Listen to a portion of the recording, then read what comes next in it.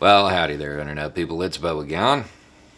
So, today we're going to talk a little bit about near peers again and how we should get used to certain things because the world political landscape is changing. U.S. foreign policy is no longer going after lesser powers, it is moving to counter more powerful nations. So, now that the tensions on the Ukrainian border are starting to kind of drop a little bit, and it does look like Russian troops are backing off, I had some questions come in. One is, why do countries do this? I apparently didn't do a good job of explaining why they do it, just that you shouldn't worry about it. And two, what happens next? Okay, so major powers do this for three real reasons. A fourth one, kind of. The main reason is posturing. This is the two toughest guys in the bar giving each other dirty looks.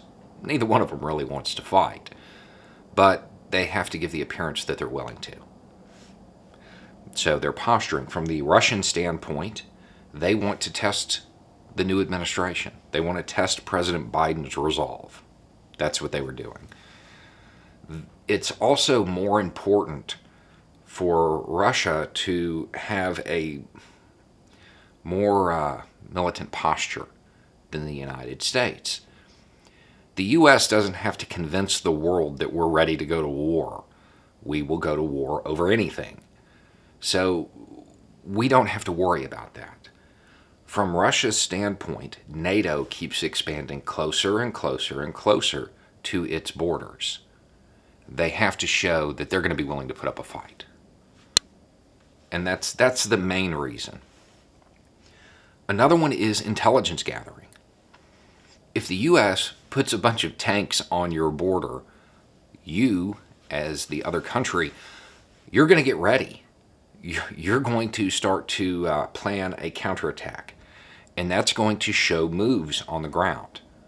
And U.S. intelligence would monitor it and see what your plan is. And this is how battle plans get drawn up. The Russians were undoubtedly doing that. The third reason is training. Like for real, not just an excuse. They really are training. Getting your forces mobilized, getting a whole lot of troops mobilized and somewhere quickly, that's the goal of any military. Every once in a while, it's a good idea to see if you can actually do it. And it also provides an added benefit if you're fairly likely that conflict is going to occur in a certain area.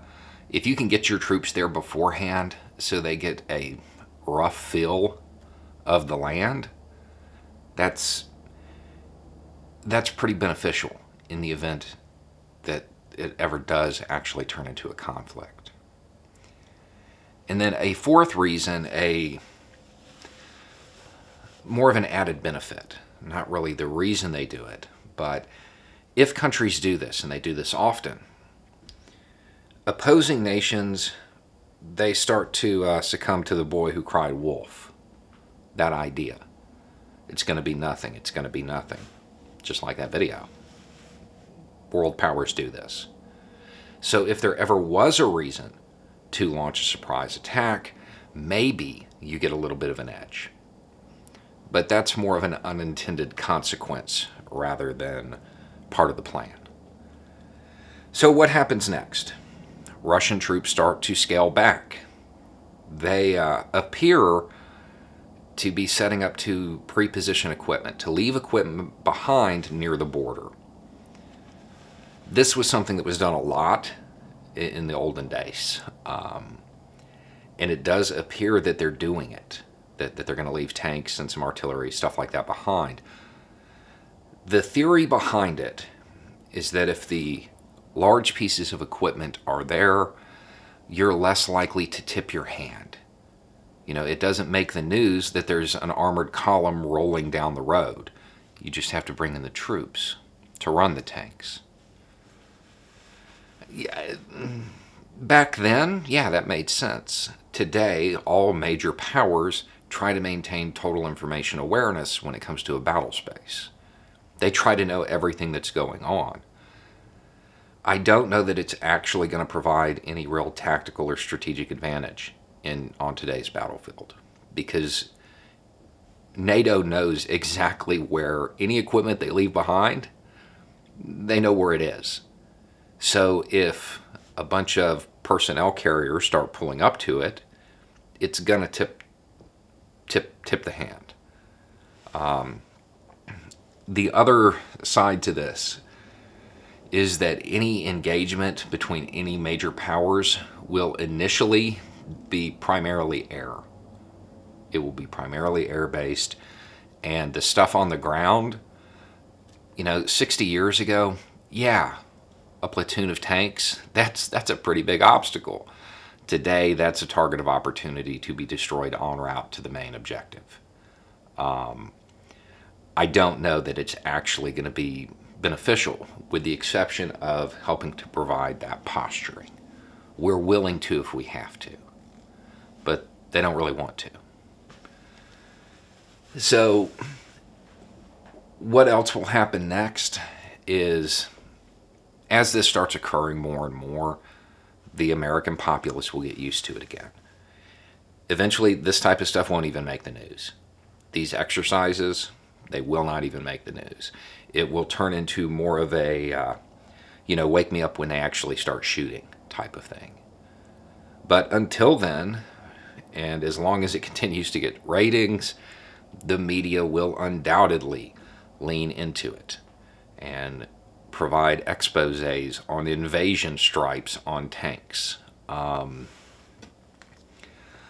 But neither China nor Russia nor the United States actually wants a conflict with another major power.